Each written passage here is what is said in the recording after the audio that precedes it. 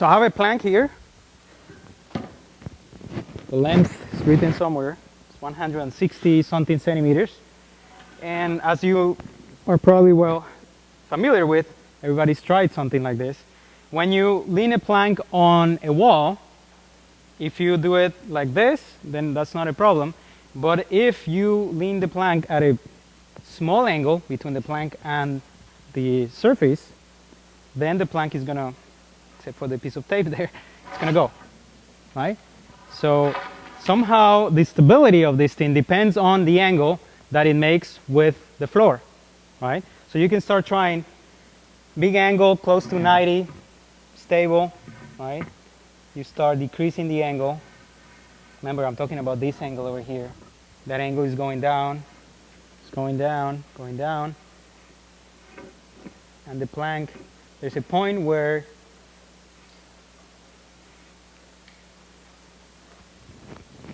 okay, I did it this way yesterday. It's got some paper on this side, so it makes it slide easier. So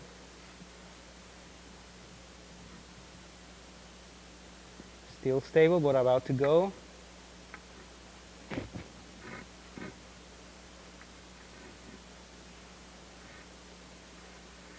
And then right over here, this is not very precise, but you know, plus or minus 1 or 2 centimeters, right over here is the point, the critical angle, where the plank cannot stay in static equilibrium and it goes, right? So we want to figure out how is that angle, critical angle, minimum angle, related to the coefficient of friction between the plank and the table.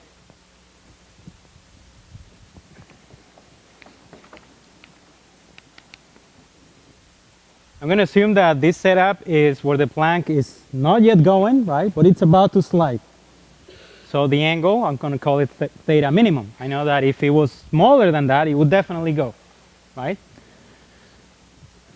Let's use some variables here that might be useful to have when doing the calculation, which is the height of the top of the plank, which I can tell you it was about 150 centimeters, and this distance from the wall to the base of the plank, and that was about 56 centimeters. Like I said, plus or minus a couple of centimeters there. So it's a static equilibrium problem, right? We're talking about what are the conditions for that plank to be in equilibrium, not be moving. And we're going to the limit case where the plank is about to start moving. Okay. So first thing, of course, is to draw the forces that are acting on that object. The object is, of course, the plank. So the first one is gravity, right? For a point object, we knew what to do with gravity. We just did a free body diagram. The object is a point and gravity is pointing down. With an extended object, that would have been an issue, right? Where do I put the vector gravity acting on the plank? But now you know the answer. The answer is the center of mass of the plank. If it's a uniform, if it's made of the same material, the thickness is the same throughout, then the center of mass is going to be halfway in the midpoint of the plank. So if we say that the plank has a length L, then that's going to be the center of mass at L over 2 from this side or from that side. And the mass of the plank is a vector that I'm drawing here pointing down. Right? Any other forces acting on the plank? Just to simplify a little bit the problem, we're going to assume that there's no friction up there. And you can see that, if there was friction, that would not be an important factor here, because what really is holding the plank in place is the friction down here, right? This end wants to go that way, and friction is preventing it from doing that. If there was no friction here, you can imagine that the plank would immediately start rotating and sliding, right? So let's just ignore that there is friction up here. If there was any, it wouldn't be important. And this is the critical thing here, that there is friction at this end. So I'm going to draw a vector that I could draw it that way or that way. It has to be parallel to the surface. Which way should I do it? That way, acting on the plank, or that way? So obviously holding this end, which wants to go that way. So this is the vector static friction, right? Static, the plank is not yet moving, it's about to move. So that tells you that the static friction is its maximum value, right? It can be between 0 and a maximum value. At this point, static friction is using everything it can to hold the plank in place. Any other forces? At this end, for example, it's got to be the table supporting that end of the plank. So that's a normal force. Let me call it the normal force with the floor. Anything else touching the plank?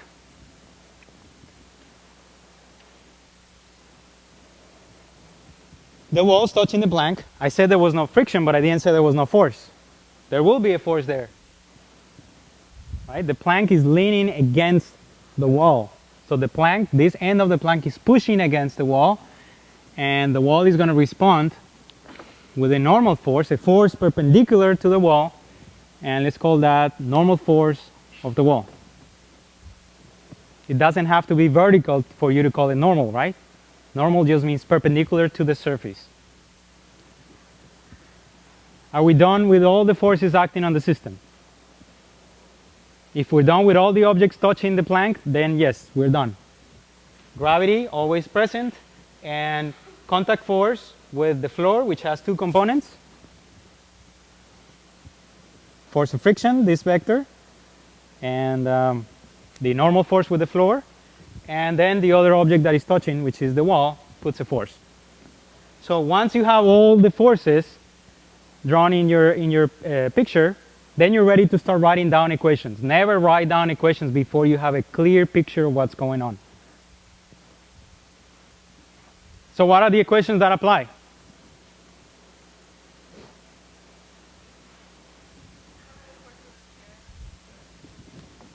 Sum of the forces should be equal to 0, equation number 1, and this actually is going to have two equations, right?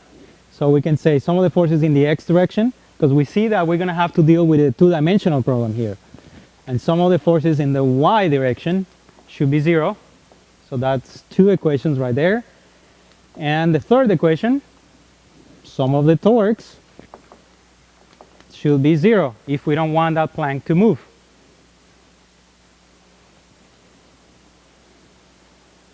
Okay, so let's start with, it doesn't matter in which order we start, so let's follow that order. In the x direction, what do we have in the x direction? Friction, negative in the x direction. So minus force of static friction. And in the y, we have the normal force provided by the wall, and that is positive. And the sum of those should be equal to 0. In the y direction, what do we have? This is the normal force of the floor, and that's gravity. So gravity negative, normal force of the floor positive. Equal to 0. And the last equation, probably the trickiest one, because the first thing you have to figure out is where are you going to put that pivot point. And it can be important, as I said, to choose it wisely. Okay? So the rule would be, if the object is not moving, you can pick any point, but choose the one where you have the most forces acting at that point, because that would get rid of all of the contributions of those forces in the torque equation. So which point has the most number of forces acting at that point? The bottom right, the bottom of the plank, has two forces at that point. So if I wisely enough choose the rotation point at that point, then I eliminate the contribution to the rotation due to the force of friction and to the normal of the floor. So let's do that. So we're going to do this equation about bottom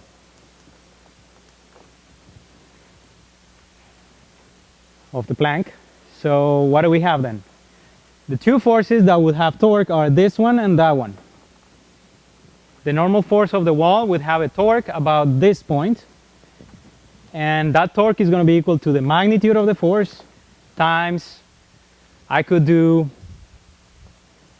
the length of the plank times the angle between the vector r and the force, which will be this angle, which will be the same as this angle, which will be the same as this angle. Or I can just simply look at this line along which the force is acting and drop a perpendicular line that goes through the axis of rotation, and that will be my distance, the moment arm as we defined it. So the moment arm for NW is, according to the variable that I'm using here, is what? It's h, right? So it's just NW times h. And the sign, if it was NW acting alone and the plank was pivoting about this point, the plank would go this way, which is clockwise direction, which is negative. Okay? And one more force, and we're done with that equation. The torque due to gravity. And we know what to do with that. We put the vector weight at the center of the plank. So the magnitude is the whole weight of the plank. And the moment arm. So you draw a line. Again, you could use the angle and that distance, which is L divided by 2, but what about the moment arm? That seems pretty easy from here. If this is D, this is the moment arm, it has to be D divided by 2.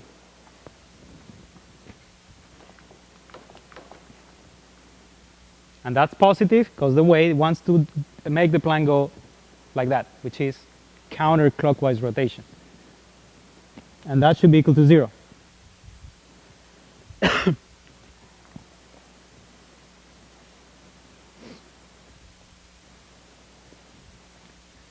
There's one more equation that we could use, which is the equation for static friction. Because we're looking at the limit case where the angle is so small that the plank is about to go. We know that the force of static friction has to be a maximum. And we know what's the maximum value of static friction. The maximum value that it can ever have is the coefficient of static friction times the normal. But it's not any normal, of course. That's why you want to label things in your problems always carefully, making distinctions between different forces. If you just said this is N and this is N, when you come to this equation, you will easily use this N because you're not paying attention. Not labeling it won't help you, right? So that's clearly, if the friction is between the bore and the floor, I better use the normal with the floor.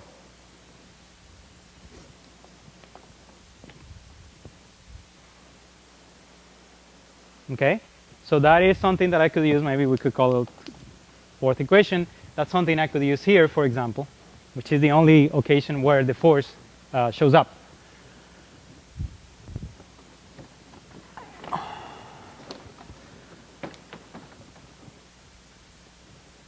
Okay, we're going after a relationship between the angle, which will be determined by h and d. So we can figure out an equation where h and d show up.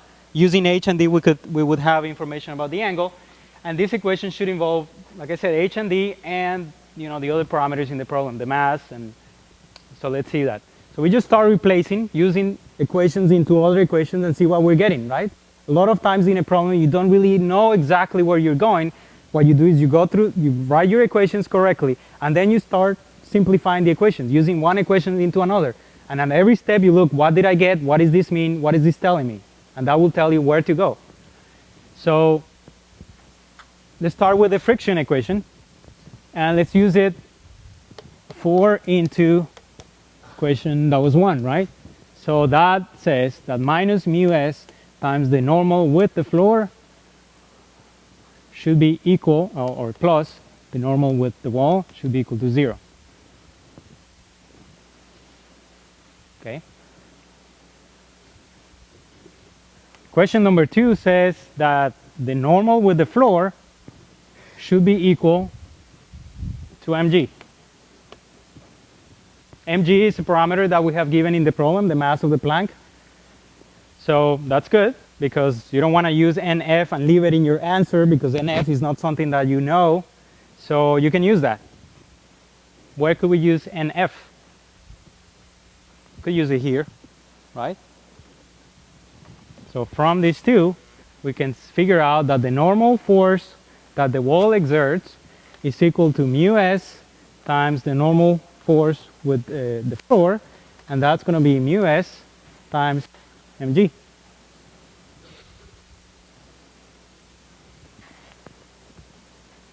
Seems like we're making progress, because we know the normal force that the wall exerts. We have it in terms of what's given in the problem, mu and the mass of the plank, right? So we're making progress.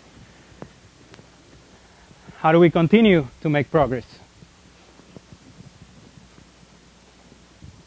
Now we know what NW is. There is one equation we haven't used yet. It's the third equation.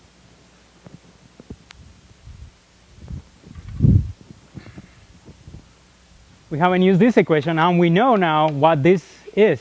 So everything else is given, or we're looking for it, H and D. So that's good. That's exactly what we need to do.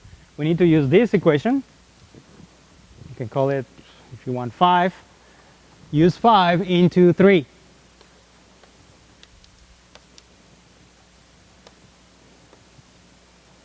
And you get what? Well, 3 says minus the normal force with the wall, which is mu s mg, times h. It's hard for me to see everything, so if I skip anything, just let me know as quickly as possible. Plus mg d over 2, and that should be equal to 0.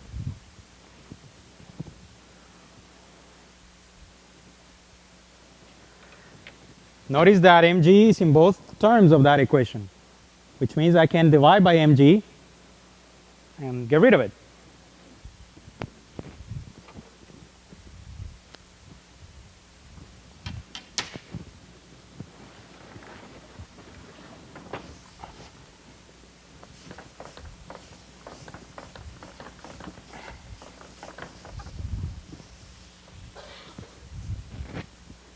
So we have mu s. I'm going to move the first term with a negative sign. I'm going to put it on the other side, and I won't cancel mg yet until you see what's going on. So mg times d over 2 equals mu s times mg. Is that right? Times h. So now I can cancel this, dividing on both sides by mg. And we get that h over d, it's going to be equal to 1 over 2 mu s. Correct?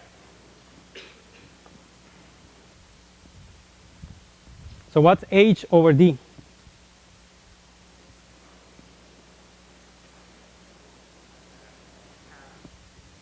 That's right.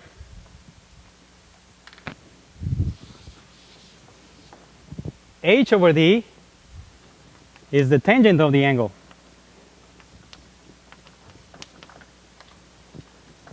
And we call that special angle theta min. Not any angle is going to satisfy it. Well, it would satisfy this, but it won't satisfy that it's equal to this. So the final result is that the tangent of theta minimum, which is h over d, should be equal to 1 over 2 mu sub s. Right?